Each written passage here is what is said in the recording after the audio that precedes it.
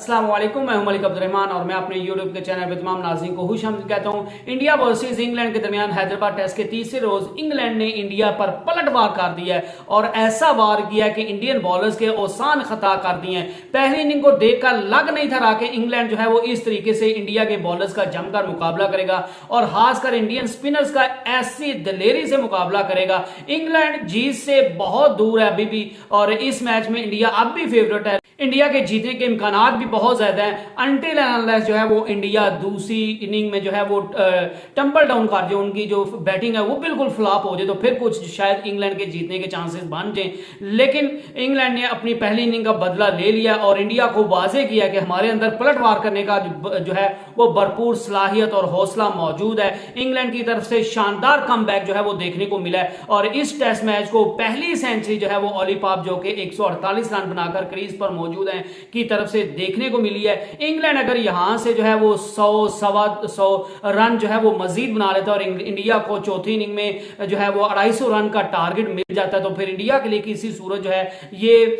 जो है वो आसान नहीं होगा। इंडिया के स्पिनर जो कि पहली इनिंग में बड़े लीथल साबित हुए थे और उन्होंने 8 विकेट जो है वो हासिल की थी, आज उन्हीं स्पिनर्स को जो है वो इंग्लैंड के बॉलर्स ने और खासकर ऑली पॉप ने जो है वो मार मार कर उनका बुरखस निकाल दिया और वही बॉलर जो है वो आज ऑली पॉप और इंग्लैंड के बैटर्स के सामने बिल्कुल जो है वो आउट ऑफ द कलर दिख रहे थे। अश्विन ने जो है वो 21 ओवर करके 93 रन दिए और 2 विकेट उन्होंने हासिल किए हैं। अक्षर पटेल जो है वो उनने 15 ओवर में 69 रन दिया और उनको 1 विकेट मिली है, जबकि जडेजा 26 ओवर में 101 रन देकर वो जो है वो 1 विकेट हासिल कर पाए हैं। तो इससे आप अंदाजा कर सकते हैं कि इंग्लैंड के बैटर्स ने जो है वो कितना दिलेरी से इंडिया के स्पिनर्स का मुकाबला किया। इंडिया की टीम जो बिल्कुल सोचकर बैठी हुई थी कि ये टेस्ट हमारे लिए जो है वो हलवा और हम बिल्कुल इजीली जीत जाएंगे, तो ये टेस्ट जो है वो अब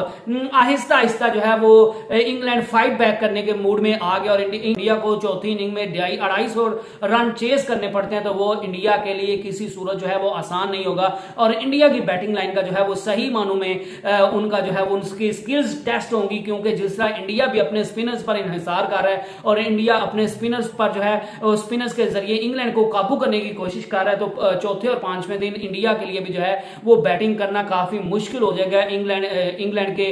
स्पिनर्स के सामने। अगर इंग्लैंड के बैटिंग की बात की जाए तो जैक क्रॉली जो है वो उनने 31 रन बनाए, बेन डकेट 47 रन बनाकर जो है वो आउट हुए। ऑली पॉप जो है उनने 148 रन बनाए जिसमें 17 चौके, कोई छक्का नहीं लगाया लेकिन 17 चौके उन्होंने लगाए हैं और अभी तक वो जो है वो क्रीज पर मौजूद है और इंग्लैंड की वाहिद जो उम्मीद है वो ऑली पॉप से, और अगर वो कल इंग्लैंड के लिए कुछ कर देते हैं तो इंग्लैंड के लिए इस मैच में जो है वो वापसी जो है वो यकीनन हो जाएगी। जो रूट जो है वो सिर्फ और सिर्फ 2 रन बना पाए, जॉनी बैरिस्टो जो है वो 10 रन बना के आउट हुए, स्टोक्स जो है वो कोई खातिर परफॉर्मेंस नहीं दिखा पाए, वो सिर्फ और सिर्फ 6 रन बना पाए। बेन फोक्स जो है उनने वो जो है वो अच्छा थोड़ा रेजिस्टेंस दिखाई और उन्होंने 34 रन बनाए। रेहान अहमद जो है वो अब क्रीज पर मौजूद है ऑली पॉप के साथ और उन्होंने 16 रन बनाए हैं। अब कल देखने को मिलेगा कि इंग्लैंड जो है वो मजीद कितना रन बनाता है और इंडिया को कितने रन का जो है वो टारगेट मिलता है। चौथी इनिंग में बैटिंग करना किसी भी विकेट पर जो है वो आसान नहीं होती है, खासकर टर्निंग ट्रैक पर जो है वो बैटिंग करना किसी सूरत आसान नहीं होता। आल दो के इंडिया के जो बैटर्स हैं वो स्पिनर्स को बड़ा अच्छा और